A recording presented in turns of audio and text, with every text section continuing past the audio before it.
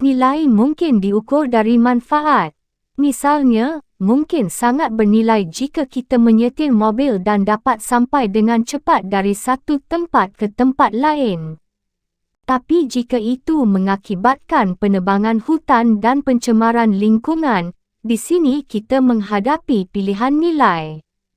Setelah mempertimbangkan dengan cermat, Sophie merasa dia telah sampai pada kesimpulan bahawa hutan yang sihat dan lingkungan yang murni lebih bernilai daripada bisa sampai di tempat kerja dengan cepat.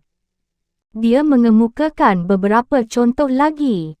Akhirnya dia menulis, secara pribadi, saya beranggapan bahawa filsafat adalah pelajaran yang lebih penting daripada tata bahasa Inggeris.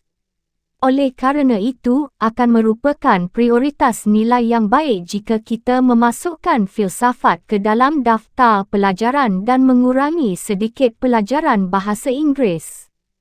Pada saat istirahat terakhir, gurunya mengajak Sophie berbicara secara pribadi. Aku telah membaca ujian agamamu, katanya.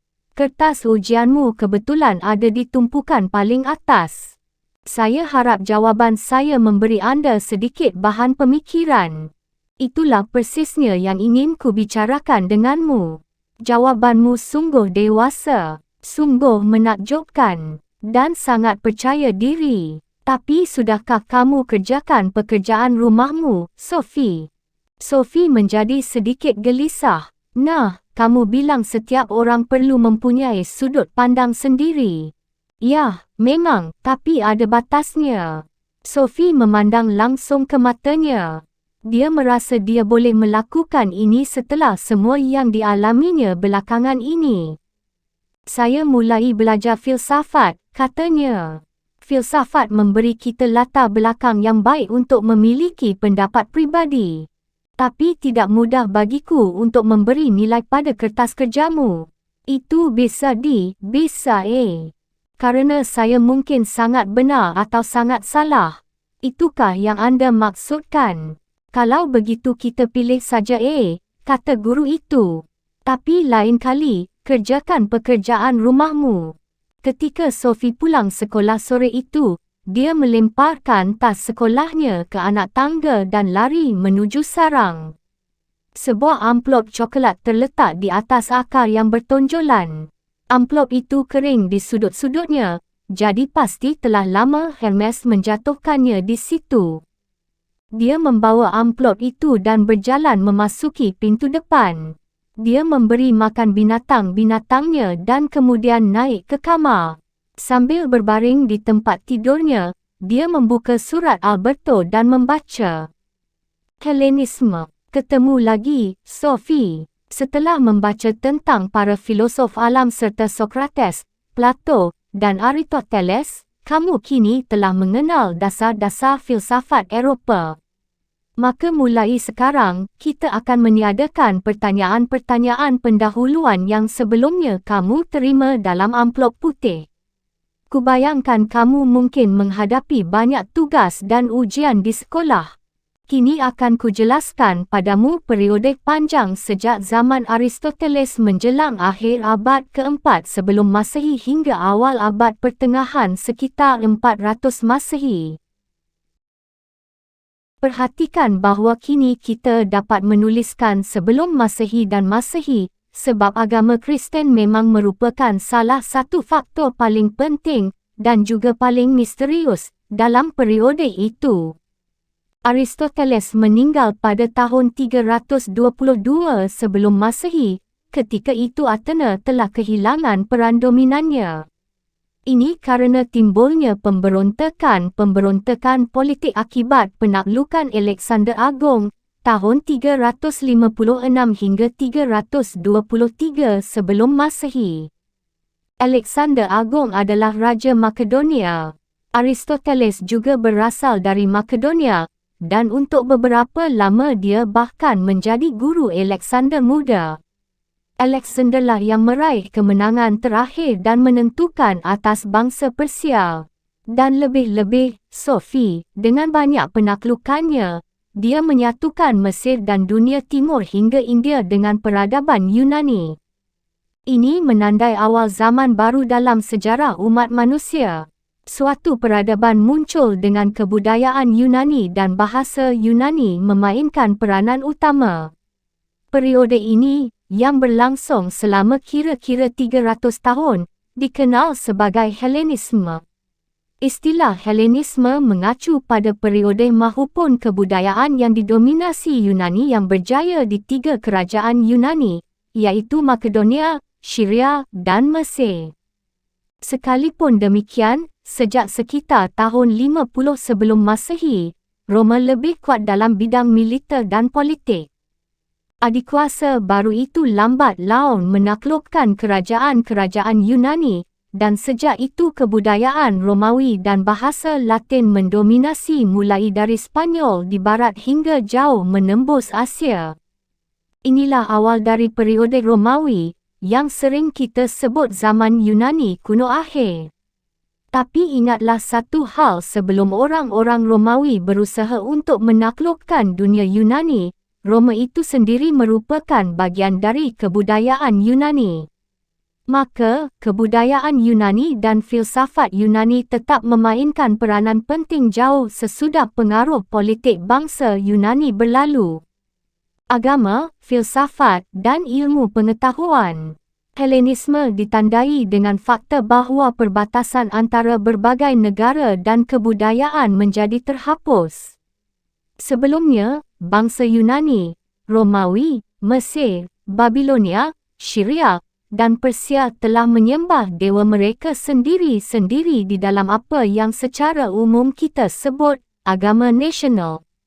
Kini kebudayaan yang berbeza-beza melebur dalam satu cerek besar si tukang sihir yang menampung gagasan-gagasan agama, politik dan ilmu pengetahuan. Barangkali dapat kita katakan bahawa alun-alun kota digantikan dengan arena dunia. Alun-alun kota yang lama juga dipenuhi dengan suara-suara, yang suatu kali menawarkan aneka barang ke pasar, dan pada kali lain menawarkan aneka pemikiran dan gagasan. Aspek barunya adalah bahawa alun-alun kota kini dipenuhi dengan barang-barang dan gagasan-gagasan dari seluruh penjuru dunia. Suara-suara itu berdengung dalam berbagai bahasa yang berlainan. Telah kukemukakan bahawa pandangan hidup Yunani kini jauh lebih tersebar daripada sebelumnya di bekas daerah budaya Yunani. Tapi sejalan dengan berlalunya waktu, dewa-dewa timur juga dipuja di semua negeri Mediterania. Rumusan-rumusan agama yang baru bermunculan sehingga dapat mengambil alih dewa-dewa dan keyakinan-keyakinan dari banyak negeri lama. Ini dinamakan sinkretisme atau perpaduan keyakinan. Sebelum ini, orang-orang telah merasakan keterikatan yang kuat pada bangsa dan negara kota mereka sendiri. Tapi setelah perbatasan dihapuskan, banyak orang mulai merasakan keraguan dan ketidakpastian mengenai filsafat hidup mereka. Zaman Yunani kuno akhir secara umum ditandai dengan keraguan agama, melarutnya kebudayaan, dan pesimisme. Dikatakan bahawa dunia sudah tua. Ciri umum pembentukan agama baru sepanjang periode Helenistik adalah muatan ajaran mengenai bagaimana umat manusia dapat terlepas dari kematian. Ajaran ini seringkali merupakan rahasia. Dengan menerima ajaran dan menjalankan ritual-ritual tertentu, orang yang percaya dapat mengharapkan keabadian jiwa dan kehidupan yang kekal. Suatu wawasan menyangkut hakikat sejati alam semesta dapat menjadi sama pentingnya dengan upacara agama untuk mendapatkan keselamatan. Sekian dulu mengenai agama-agama baru itu, Sophie. Tapi filsafat juga bergerak semakin dekat ke arah keselamatan dan ketenangan. Wawasan filsafat kini dianggap tidak hanya memiliki nilai tersendiri. Ia juga harus membebaskan manusia dari pesimisme dan rasa takut akan kematian. Dengan demikian, batasan antara agama dan filsafat lambat laun hilang. Secara umum, filsafat Helenisme tidak begitu orisinal. Tidak ada Plato baru atau Aristoteles baru yang muncul di panggung. Sebaliknya, ketiga filosof besar Athena itu menjadi sumber ilham bagi sejumlah aliran filsafat yang akan kukemukakan secara ringkas sebentar lagi. Ilmu pengetahuan Helenistik pun terpengaruh oleh campuran pengetahuan berbagai kebudayaan. Kota Alexandria memainkan peranan menentukan di sini sebagai tempat pertemuan antara timur dan barat. Sementara Athena tetap merupakan pusat filsafat yang masih menjalankan ajaran-ajaran filsafat Plato dan Aristoteles, Alexandria menjadi pusat ilmu pengetahuan. Dengan perpustakaannya yang sangat besar, kota itu menjadi pusat matematika, astronomi, biologi dan ilmu pengobatan. Kebudayaan Helenistik juga dapat dibandingkan dengan dunia zaman sekarang. Abad ke-20 pun terpengaruh oleh peradaban yang semakin terbuka. Pada zaman kita ini, keterbukaan itu pula yang mengakibatkan timbulnya gejolak-gejolak besar dalam agama dan filsafat. Dan sebagaimana di Roma, sekitar permulaan era Kristen, orang dapat menemukan agama dari Yunani, Mesir, dan agama-agama dari Timur. Kini, ketika kita mendekati akhir abad ke-20, kita dapat menemukan di seluruh kota di Eropah berbagai agama dari seluruh penjuru dunia.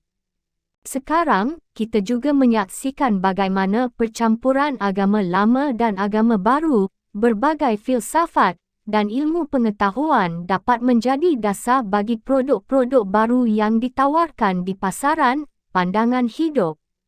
Sebagian besar pengetahuan baru ini sesungguhnya merupakan sisa-sisa pemikiran lama, yang sebagian akarnya berasal dari Helenisme.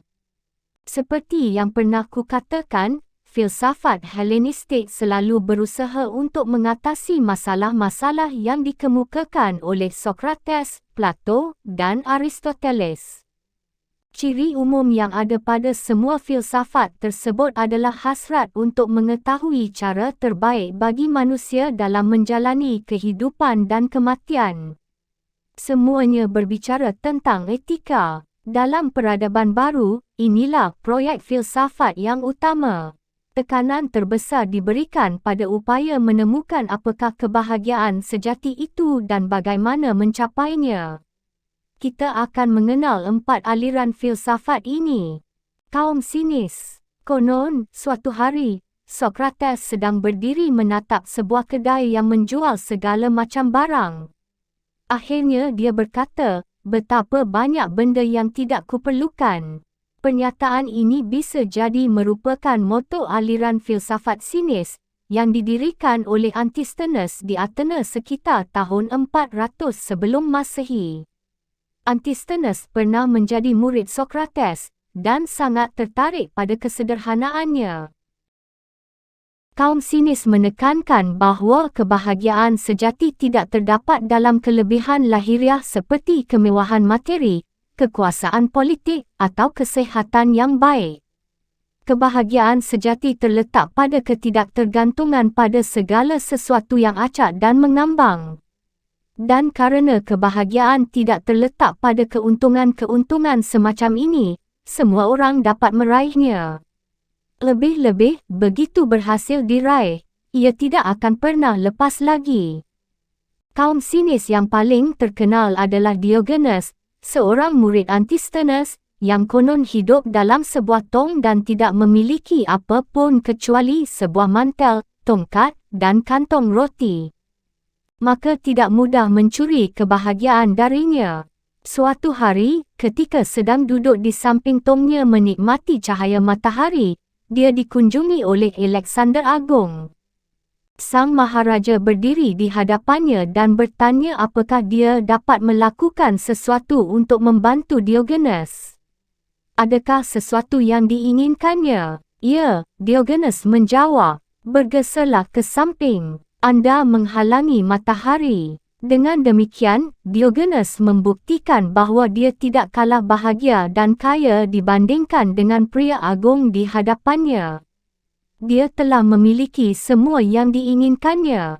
Kaum sinis percaya bahawa orang tidak perlu memikirkan kesihatan diri mereka. Bahkan penderitaan dan kematian tidak boleh mengganggu mereka. Pun mereka tidak boleh membiarkan diri tersiksa kerana memikirkan kesengsaraan orang lain. Kini istilah sinis dan sinisme berarti ketidakpercayaan yang mengandung cemooh pada ketulusan manusia, dan kedua istilah itu menunjukkan ketidakpekaan terhadap penderitaan orang lain. Kaum Stoik. Kaum sinis ikut membantu perkembangan aliran filsafat Stoik yang muncul di Athena sekitar tahun 300 sebelum Masehi. Pendirinya adalah Zeno, yang aslinya berasal dari Siprus dan bergabung dengan kaum sinis di Athena setelah kapalnya karam. Dia sering mengumpulkan para pengikutnya di bawah serambi. Nama Stoik berasal dari kata Yunani yang berarti serambi, stoa. Stoikisme di kemudian hari mempunyai pengaruh besar pada kebudayaan Romawi.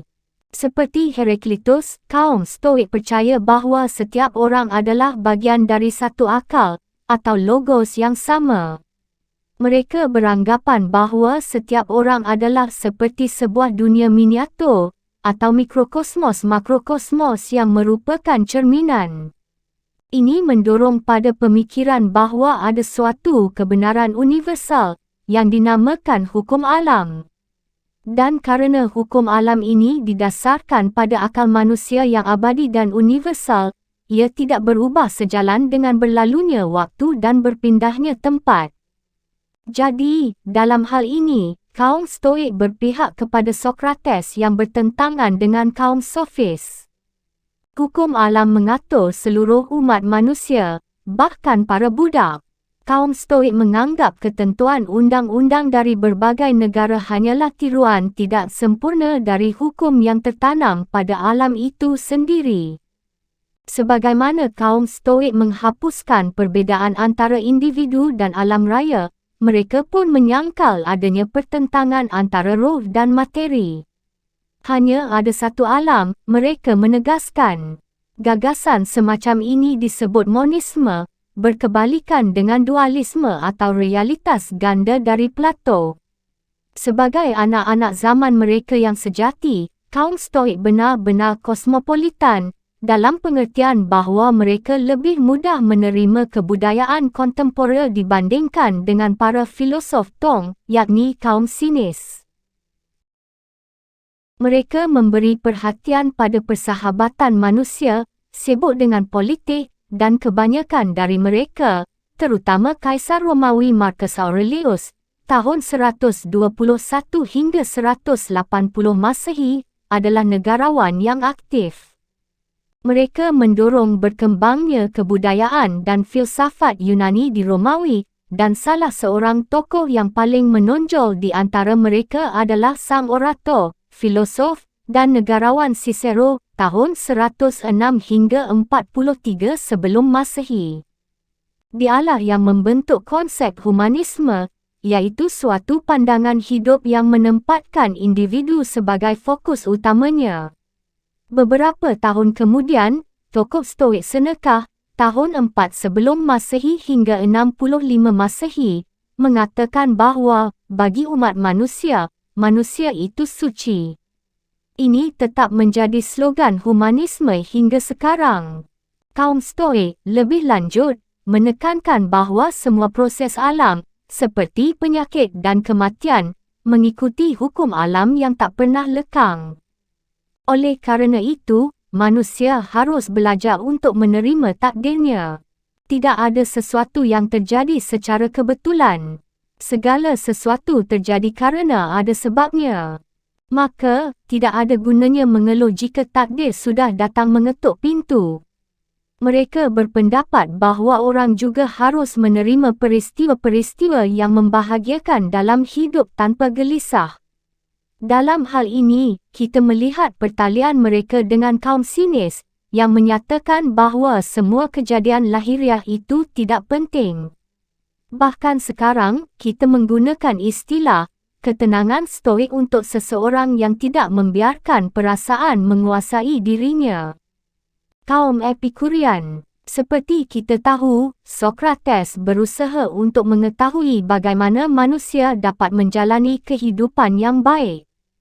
Baik kaum sinis maupun stoik menafsirkan filosofinya dengan menegaskan bahawa manusia harus membebaskan diri dari kemewahan materi.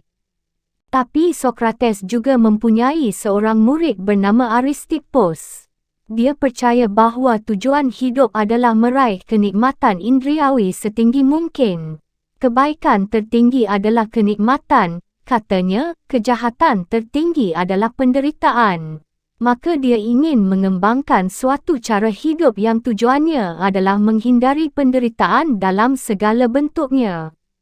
Kaum sinis dan stoik percaya pada usaha untuk menahan segala bentuk penderitaan, yang tidak sama dengan usaha untuk menghindari kesakitan. Sekitar tahun 300 sebelum Masehi, Epicurus tahun 341 hingga 270 mendirikan suatu aliran filsafat di Athena. Para pengikutnya dinamakan kaum Epikurian. Dia mengembangkan etika kenikmatan Aristippus dan menggabungkannya dengan teori atom Demokritus. Konon, kaum Epikurian hidup di taman. Oleh kerana itu, mereka dikenal sebagai para filosof taman. Di atas pintu masuk ke taman ini katanya digantungkan sebuah pengumuman yang berbunyi, "Orang asing, di sini kalian akan hidup senang." Di sini kenikmatan adalah kebaikan tertinggi.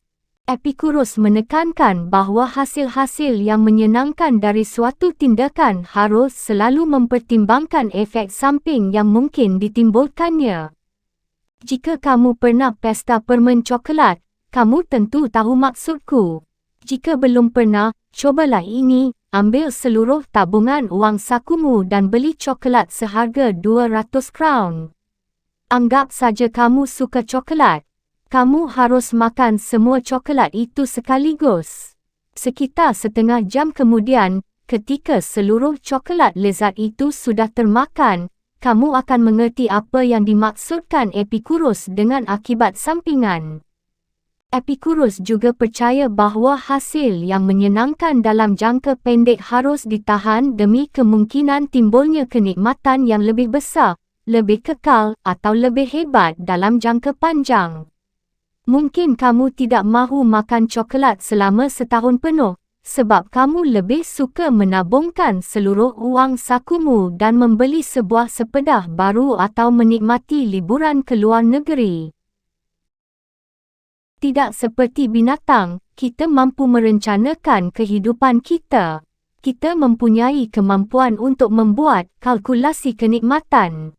Coklat memang enak, tapi sepeda baru atau wisata ke Inggeris lebih enak lagi. Namun, Epicurus menekankan bahawa kenikmatan tidak lantas berarti kenikmatan indriawi makan coklat misalnya. Nilai-nilai seperti persahabatan dan penghargaan terhadap kesenian juga termasuk di sini.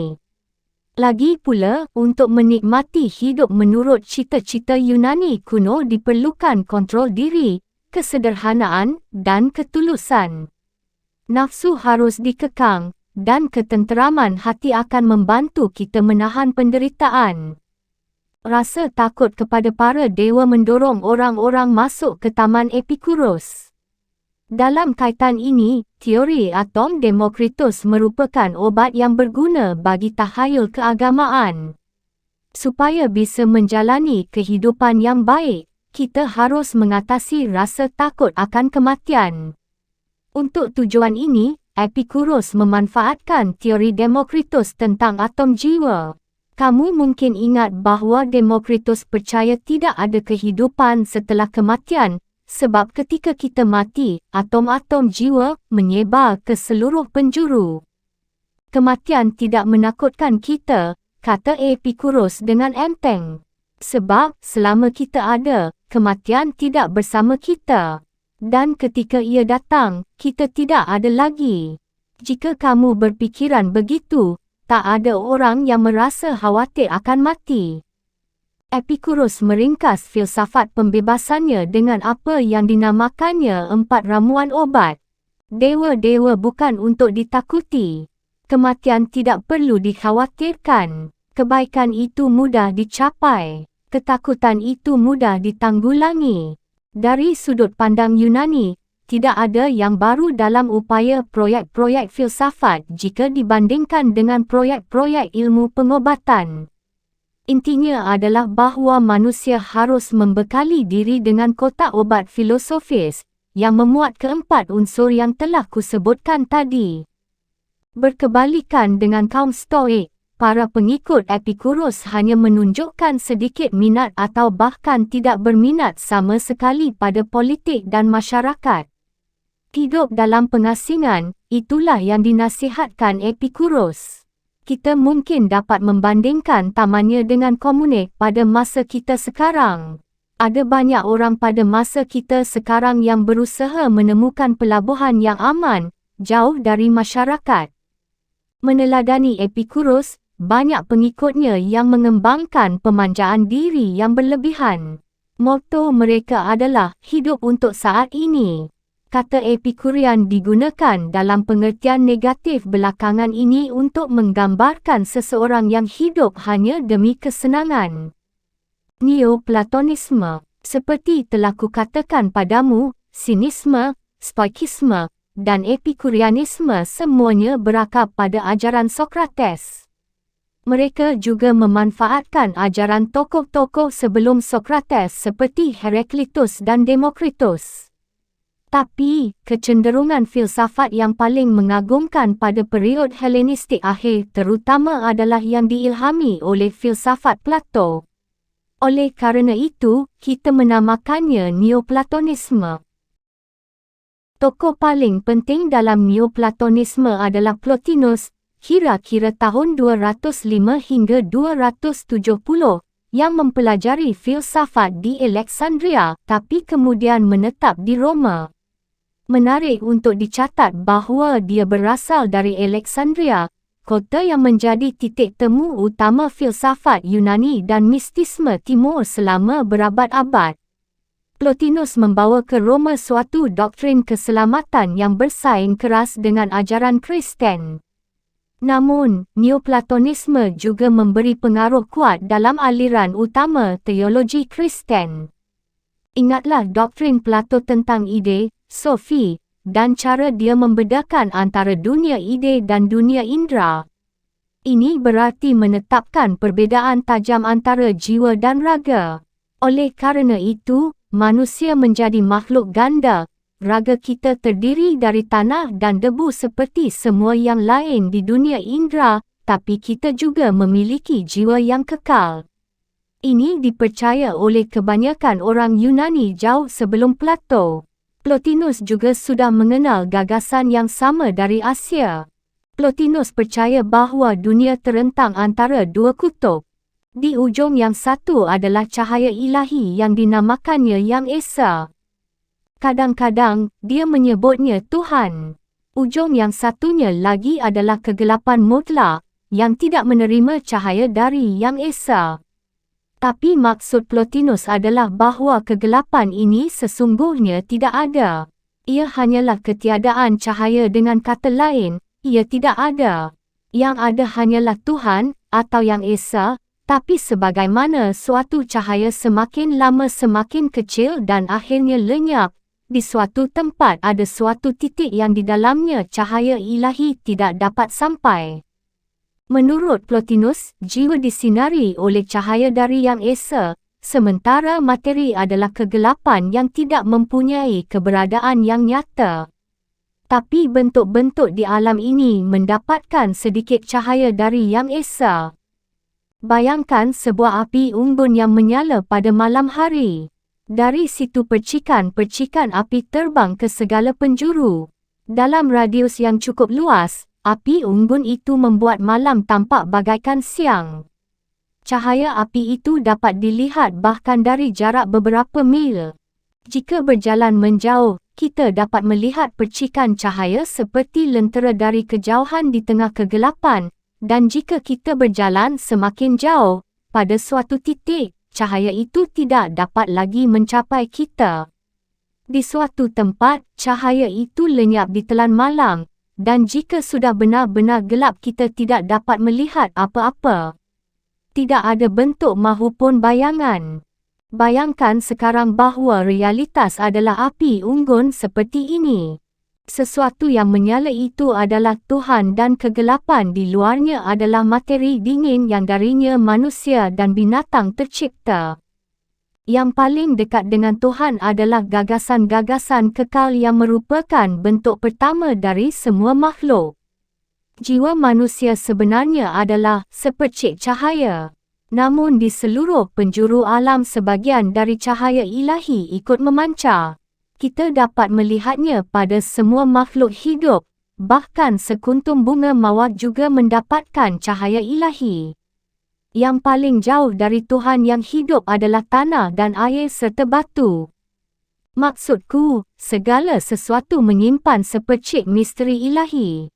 Kita melihatnya berkilau dalam sekuntum bunga matahari ataupun bunga melati. Kita semakin merasakan misteri yang tak terselami ini pada seekor kupu-kupu yang terbang dari satu dahan ke dahan lain atau pada seekor ikan mas yang berenang dalam sebuah mangkuk. Tapi yang paling dekat dengan Tuhan adalah jiwa kita. Hanya di sana kita dapat menjadi satu dengan misteri besar kehidupan. Sesungguhnya, jarang sekali kita menyadari bahawa kita sendirilah misteri itu. Kiasan Plotinus agak mirip dengan mitos Plato tentang gua. Semakin dekat kita pada mulut gua, semakin dekat kita pada asal semua eksistensi. Tapi, berkebalikan dengan realitas ganda dari Plato, doktrin Plotinus dicirikan oleh pengalaman tentang kesatuan. Segala sesuatu itu satu, sebab segala sesuatu berasal dari Tuhan. Bayang-bayang jauh di dalam gua Plato pun mengandung pijaran lemah dari Yang Esa. Dalam beberapa kesempatan yang langka dalam hidupnya, Plotinus mengalami penyatuan antara jiwanya dan Tuhan. Kita biasanya menyebut ini pengalaman mistik. Bukan Plotinus saja yang mendapatkan pengalaman itu. Banyak orang telah menceritakan hal-hal semacam itu sepanjang masa dalam semua kebudayaan. Perinciannya mungkin berbeza, tapi ciri-ciri pokoknya sama. Mari kita lihat beberapa ciri ini. Bab mistisme. Pengalaman mistik adalah pengalaman menyatu dengan Tuhan atau jiwa kosmik. Banyak agama menekankan keterpisahan antara Tuhan dan ciptaan, tapi ahli mistik tidak menemui pemisah semacam itu. Mereka mengalami rasa penyatuan dengan Tuhan. Gagasan pokoknya adalah bahawa apa yang biasanya kita sebut aku, bukanlah aku yang sebenarnya. Secara sekilas kita dapat mengalami identifikasi dengan aku yang lebih besar. Sebagian ahli mistik menyebutnya Tuhan, yang lain menyebutnya roh kosmik, alam, atau semesta raya. Ketika penyatuan itu terjadi, ahli mistik merasakan bahawa dia kehilangan dirinya. Dia lenyap ke dalam diri Tuhan, atau hilang di dalam diri Tuhan sebagaimana setitik air kehilangan dirinya ketika menyatu dengan samudra.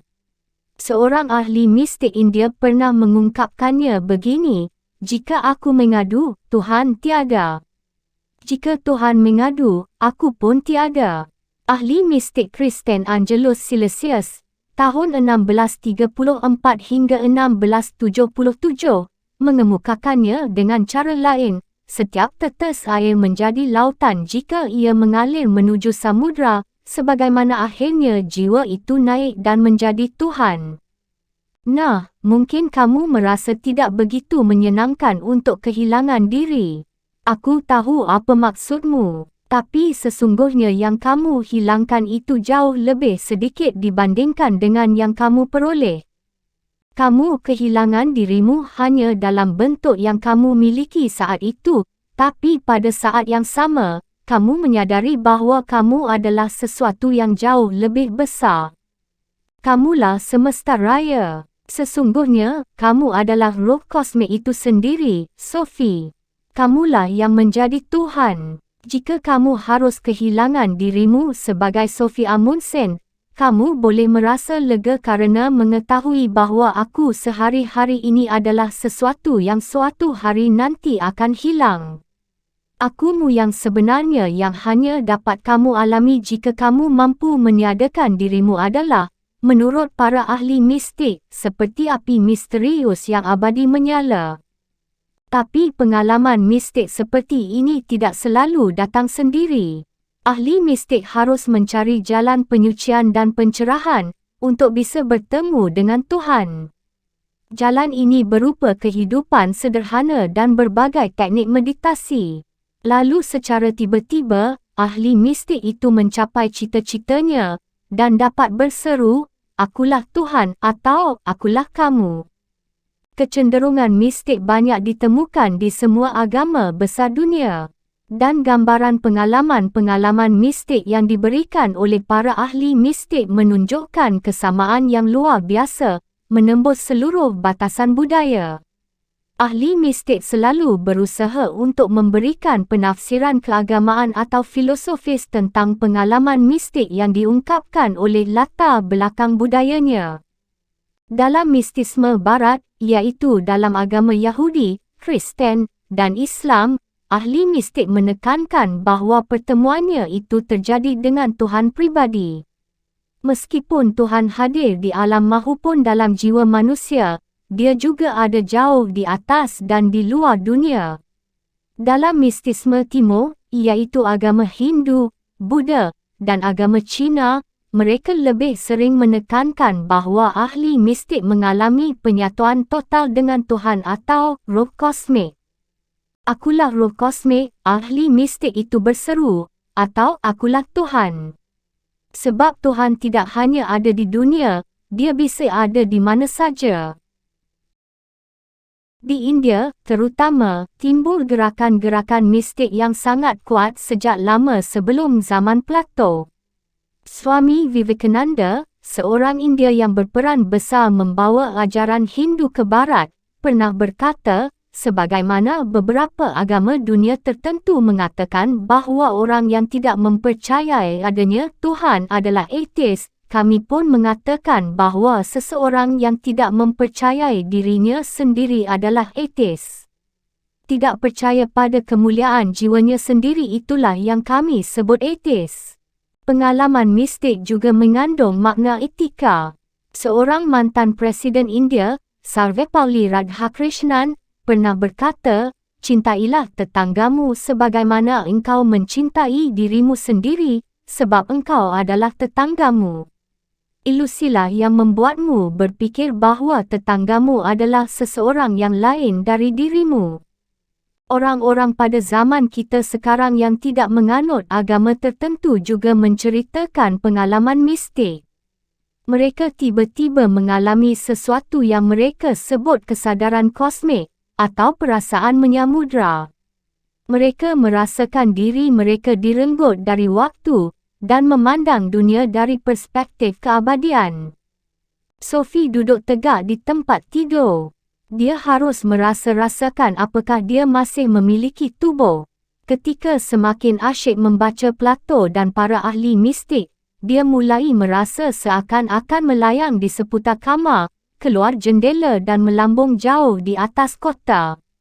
Dari sana, dia menatap ke bawah ke arah orang-orang di alun-alun, dan melayang semakin jauh dan jauh mengitari bulatan bumi yang menjadi rumahnya, di atas Laut Utara dan Eropah, turun di atas Sahara dan melintasi padang-padang rumput Afrika.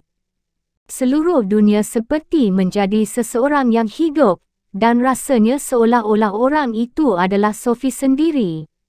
"Dunia adalah aku," pikirnya. Semesta raya yang amat sangat besar, yang sering dirasakannya tak terpahami dan menakutkan adalah akunya sendiri. Kini pun semesta raya itu amat sangat besar dan agung, namun dirinya sendiri juga demikian besar. Perasaan luar biasa itu berlalu dengan cepat, tapi Sophie yakin dia tidak akan pernah melupakannya. Rasanya seolah-olah sesuatu di dalam dirinya telah melesat keluar dari dahinya dan menjadi satu dengan segala sesuatu yang lain, sebagaimana setetes warna dapat mewarnai seluruh air di dalam bejana. Ketika semua berakhir, rasanya seperti terbangun dengan kepala sakit akibat mimpi indah. Dengan sedikit rasa kecewa, Sophie menyadari bahawa dia memiliki tubuh yang sedang berusaha untuk bangkit duduk di tempat tidur. Berbaring menelungkup sambil membaca halaman-halaman tulisan Alberto Knox telah membuat punggungnya sakit. Tapi dia telah mengalami sesuatu yang tak terlupakan. Akhirnya, dia mengumpulkan seluruh kekuatannya dan berdiri.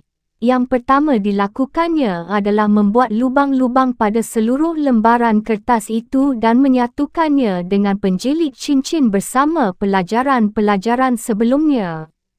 Lalu dia pergi ke taman. Burung-burung bernyanyi seakan-akan dunia baru saja lahir. Dedaunan hijau pucat dari pohon birkin di balik kandang-kandang kelinci begitu jelasnya, sehingga sepertinya sang pencipta belum selesai mencampur warna. Dapatkah dia benar-benar percaya bahawa segala sesuatu adalah aku, Ilahi yang satu? Dapatkah dia percaya bahawa dia membawa serta dalam dirinya suatu jiwa yang merupakan sepercik cahaya? Jika itu benar, sesungguhnya dia adalah makhluk ilahiah. Kartu pos. Aku harus menerapkan sensor ketat pada diriku sendiri. Beberapa hari berlalu tanpa ada berita dari sang guru filsafat. Besok hari Khamis, 17 Mei Hari Nasional Norwegia. Sekolah juga diliburkan pada tanggal 18. Ketika berjalan pulang dari sekolah, Joanna tiba-tiba berseru, "Mari pergi berkemah." Seketika Sophie ingin mengatakan bahawa dia tidak bisa jauh-jauh dari rumahnya untuk waktu lama. Tapi kemudian dia berkata, "Tentu, mengapa tidak?" Beberapa jam kemudian, Joanna tiba di depan pintu Sophie dengan tas punggung yang besar. Sophie juga telah mengepak bekalnya, dan dia pun membawa tenda. Mereka berdua membawa kasur gulung dan sweater, alas kasur dan lampu senter, botol termos besar serta banyak makanan kesukaan mereka. Ketika ibu Sophie tiba di rumah sekitar jam 5, dia menceramahi mereka tentang apa yang boleh dan tidak boleh dilakukan. Ibu juga mendesak mereka untuk mengatakan di mana mereka akan mendirikan kemah. Mereka berencana pergi ke puncak Belibis. Mungkin mereka cukup beruntung bisa mendengar riuh suara burung-burung belibis yang hendak kahwin keesokan harinya. Sophie mempunyai niat terselubung dengan memilih tempat itu. Dia fikir puncak Belibis pasti dekat sekali dengan gubuk Sang Mayor. Sesuatu telah mendorongnya untuk kembali ke sana, tapi dia tidak berani pergi sendiri. Kedua gadis itu melewati jalan yang berawal dari gang buntu, tepat di luar pintu gerbang rumah Sophie. Mereka berceloteh tentang ini dan itu, dan Sophie menikmati sedikit waktu jeda dari segala sesuatu yang ada hubungannya dengan filsafat. Menjelang jam 8, mereka telah mendirikan tenda di tanah terbuka dekat puncak Belibis.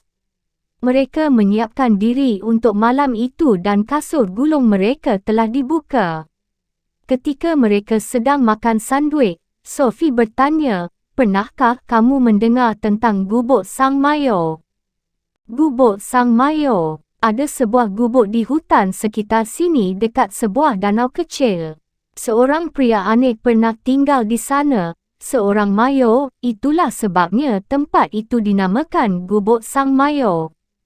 Apa ada yang tinggal di sana sekarang? Kamu ingin pergi melihatnya? Di mana itu? Sophie menunjuk ke arah pepohonan.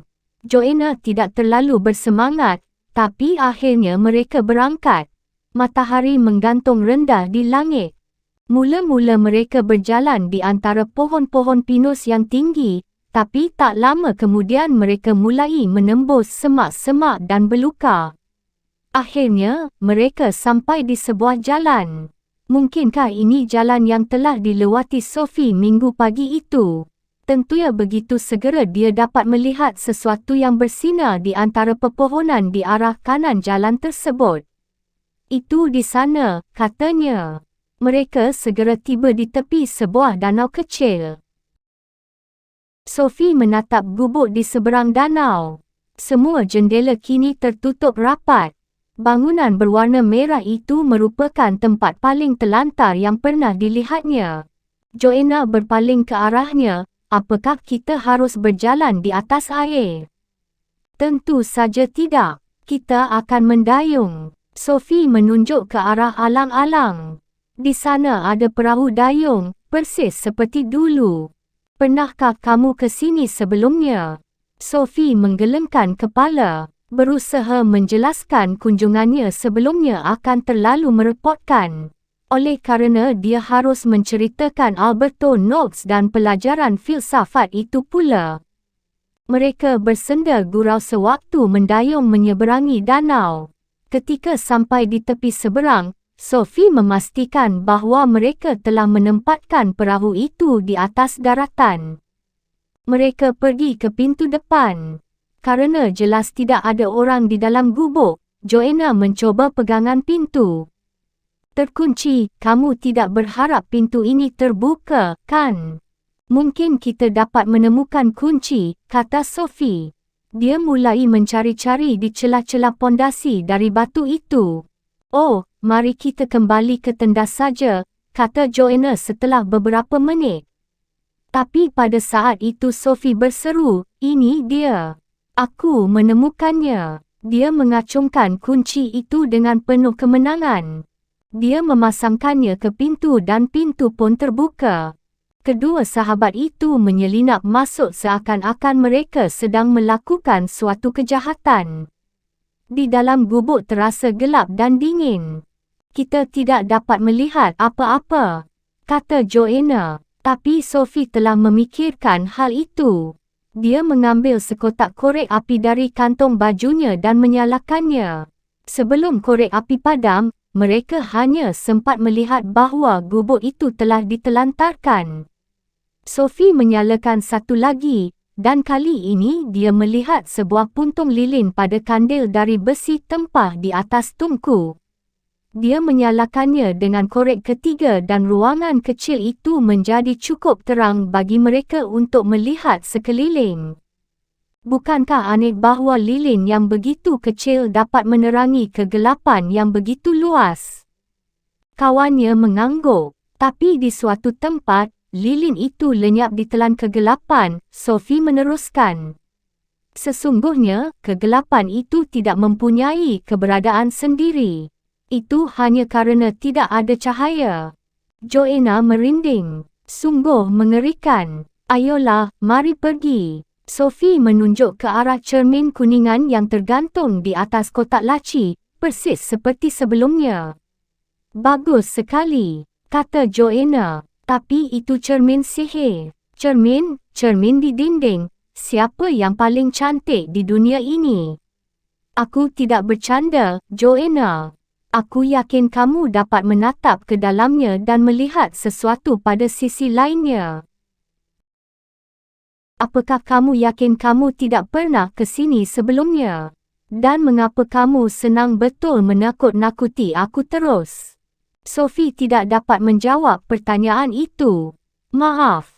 Sekarang, Joanna lah yang tiba-tiba menemukan sesuatu di atas lantai di sudut. Sebuah kotak kecil. Joanna mengambilnya. Kartu pos, katanya. Sophie menahan nafas. Jangan sentuh. Dengar, jangan berani-berani menyentuhnya. Joanna terlompat. Dia menjatuhkan kotak itu seakan-akan tangannya terbakar. Kartu pos itu bertebaran ke seluruh lantai. Detik berikutnya dia tertawa. Cuma kartu pos. Joanna duduk di atas lantai dan memunguti kartu-kartu tersebut. Setelah sesaat, Sophie duduk di sampingnya. Lebanon, Joanna berkata. Lebanon semuanya diberi cap pos. Aku tahu, kata Sophie. Joanna menatap ke mata Sophie. Jadi kamu sudah pernah ke sini sebelumnya? Ya, kukira sudah. Tiba-tiba, terfikirkan olehnya bahawa akan jauh lebih mudah jika dia mengakui memang pernah ke sini sebelumnya. Tidak ada salahnya jika dia membiarkan sahabatnya mengetahui hal-hal misterius yang telah dialaminya beberapa hari terakhir ini. Aku tidak ingin mengatakannya padamu sebelum kita tiba di sini. Joanna mulai membaca kartu-kartu itu. Semua dialamatkan pada seseorang bernama Hilde Molenac. Sophie belum menyentuh kartu-kartu itu. Di mana alamatnya? Joanna berkata, Hilde Molenac, di Alberto Knox, Lillesund, Norwegia. Sophie menghembuskan nafas lega. Dia sudah khawatir kalau alamat yang tercantum di Sophie Amundsen. Dia mulai memeriksanya dengan lebih cermat. 28 April 4 Mei, beberapa hari yang lalu. 6 Mei, 9 Mei, semuanya dicap. Tapi ada yang lain. Semua cap pos itu dari Norwegia. Lihat itu, batalion PBB, perangkonya dari Norwegia juga. Kukira memang begitulah cara mereka. Mereka harus tetap neutral, jadi mereka punya kantor pos Norwegia sendiri di sana. Tapi bagaimana surat itu sampai ke sini? Lewat angkatan udara, mungkin. Sophie meletakkan tempat lilin di atas lantai, dan kedua sahabat itu mulai membaca kartu. Joanna mengaturnya dengan urut dan membaca kartu pertama. Hilde sayang, aku tidak sabar menanti untuk pulang ke Lillesund. Aku berharap akan mendarat di Bandara Kiev-Senja hari pada pertengahan musim panas. Sebenarnya aku lebih suka tiba tepat pada hari ulang tahunmu yang ke-15, tapi aku akan terikat perintah militer. Untuk mengobati kekecewaan itu nanti, aku berjanji akan mencurahkan seluruh perhatian dan kasih sayangku pada hadiah besar yang akan kamu terima pada hari ulang tahunmu. Penuh cinta dari seseorang yang selalu memikirkan masa depan putrinya. NB, aku mengirimkan salinan kartu ini pada teman kita bersama. Aku tahu kamu mengerti, Hilde. Untuk saat ini, aku harus menyimpan rahasia dulu, tapi kamu akan mengerti. Sophie mengambil kartu berikutnya. Hilde sayang, di sini kami menghitung hari demi hari. Jika ada satu hal yang akan tetap kuingat dari berbulan-bulan di Lebanon, hanyalah penantian ini. Tapi aku melakukan apa saja agar kamu dapat merayakan ulang tahun ke-15 sehebat mungkin. Aku tidak dapat berkata apa-apa lagi sekarang. Aku sedang menerapkan sensor ketat pada diriku sendiri. Penuh cinta, ayah. Kedua sahabat itu duduk menahan nafas dengan perasaan nyaris melegak. Tak seorang pun di antara mereka berbicara, mereka hanya membaca apa yang tertulis pada kartu-kartu tersebut. Anakku sayang, yang paling ingin kulakukan hari ini adalah mengirimkan kepadamu seluruh pikiran rahasiaku lewat seekor merpati putih. Tapi tidak ada merpati putih di Lebanon. Jika ada yang dibutuhkan oleh negeri yang tercabik-cabik perang ini, tentulah merpati putih itu. Aku berdoa agar PBB dapat benar-benar menciptakan perdamaian di dunia suatu hari nanti. NB, mungkin hadiah ulang tahunmu dapat dibagi dengan orang lain. Kita akan bicarakan hal itu kalau aku sudah pulang. Tapi kamu masih belum tahu apa yang aku maksud, bukan? Dengan penuh cinta dari seseorang yang mempunyai banyak sekali waktu untuk memikirkan kita berdua. Ketika mereka telah membaca 6 kartu, hanya tinggal satu lagi yang belum terbaca. Bunyinya, Hilde sayang, aku sekarang hampir meledak karena rahasia yang kusimpan untuk ulang tahunmu, sehingga aku harus menahan diriku beberapa kali sehari agar tidak menelepon ke rumah dan membocorkan rencana. Rahasia ini terus tumbuh dan tumbuh. Dan seperti kamu tahu, jika sesuatu bertambah besar dan makin besar, akan sulit sekali untuk menyimpannya sendiri. Penuh cinta dari ayah. NB, suatu hari nanti, kamu akan bertemu seorang gadis bernama Sophie. Untuk menciptakan kesempatan pada kalian berdua agar saling kenal sebelum kalian bertemu, aku sudah mulai mengiriminya salinan-salinan dari semua kartu yang kukirimkan padamu. Kuharap dia mulai mengerti, Hilde. Tapi yang dia ketahui tidak lebih banyak daripada yang kau ketahui. Dia mempunyai seorang sahabat bernama Joanna. Barangkali dia dapat membantu.